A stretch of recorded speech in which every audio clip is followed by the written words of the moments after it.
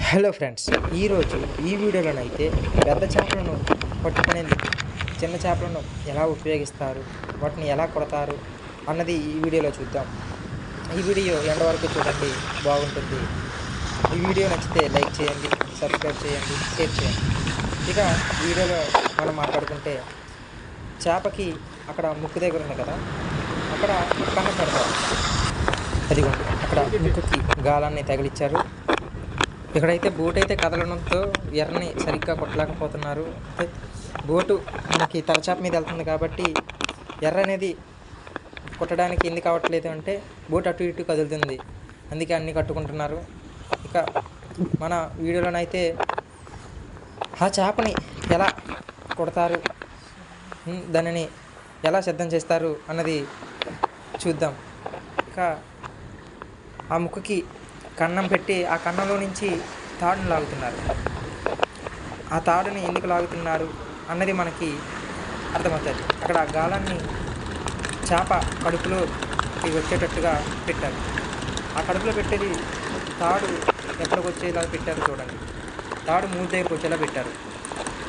అప్పుడు ఆ తాడుని ఆ ముక్కు ఉంది కదా, ఆ ముక్కులో దించిన ఆ తాడుని అలా రౌండ్గా చుట్టి ముడి వేస్తారు.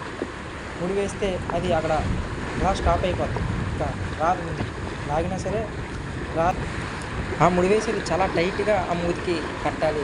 అది అసలు అటుకి ఇటుకి వేయకూడదు, అసలు అటు ఇటు జరిగినట్టు కూడా ఉండకూడదు. ఎందుకంటే మనం అక్కడ బోటు వెళ్ళే స్పీడ్కి ఎర్ర అనేది తుల్లిపోద్ది. అయితే మా స్పీడు సుమారు 20 కిలోమీటర్ల స్పీడు ఇప్పుడు వెళ్ళేది. ఆ స్పీడ్లోనే అది ఆ సముద్రంలోని లాగే ఫోర్స్కి అది ఎగిరిపోద్ది. కాబట్టి దాన్ని టైట్గా కట్టుకోవాలి. టైట్గా కట్టుకొని దాన్ని ఇంకా ఆ చిన్న మొక్కని తీసేయడమే. ఇంకా దానికి మజ్జికట్టు అనేది కడతారు.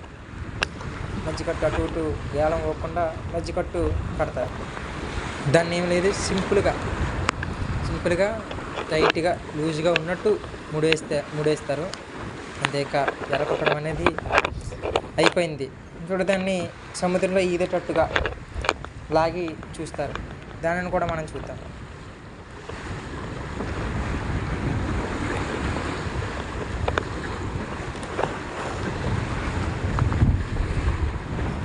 ఎర్ర అయితే సముద్రంలో వేయడానికి రెడీ అయిపోయింది.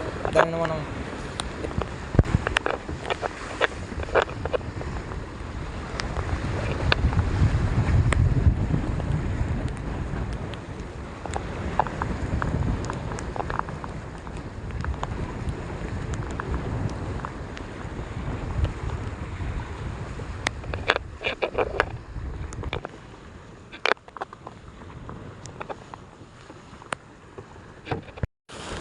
ఇదిగోండి, సుమారు 45 బార్లు వచ్చే తాడు అక్కడ ఉంది. ఆ తాడుని మనం చేతితో అయితే పట్టుకొని దానిని పైన వేలాడే తాడు ఉంది కదా, ఆ తాడుకి కడతాం. తాడుకి 2 ముళ్ళేసి దాన్ని కడతాం అన్నమాట. ఇక బోట్ అయితే చూడండి రన్నింగ్లోనే ఉంది. బోటు ఆగదు. అలా మా ప్రయాణం ముందుకు సాగుతూనే ఉంటుంది. అలా ఆ ఎర్రలను అలా సముద్రంలో వేసి అలా ఈడ్చుకొని వెళ్తాం.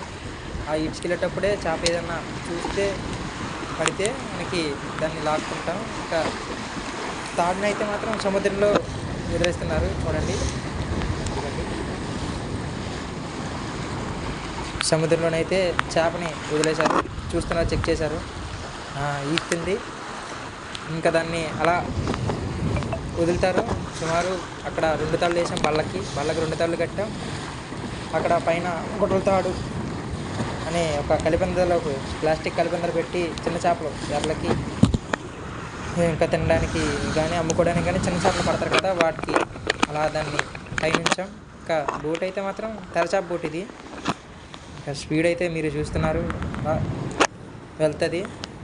ఇంకా తాడు మొత్తం అయితే వెళ్తుంది. సుమారు 40 బార్లు. అది 40 బార్లు బోట్ నుంచి 40 బార్లు దూరంతో మనకి బోటుకి అవతల ఉంటుంది.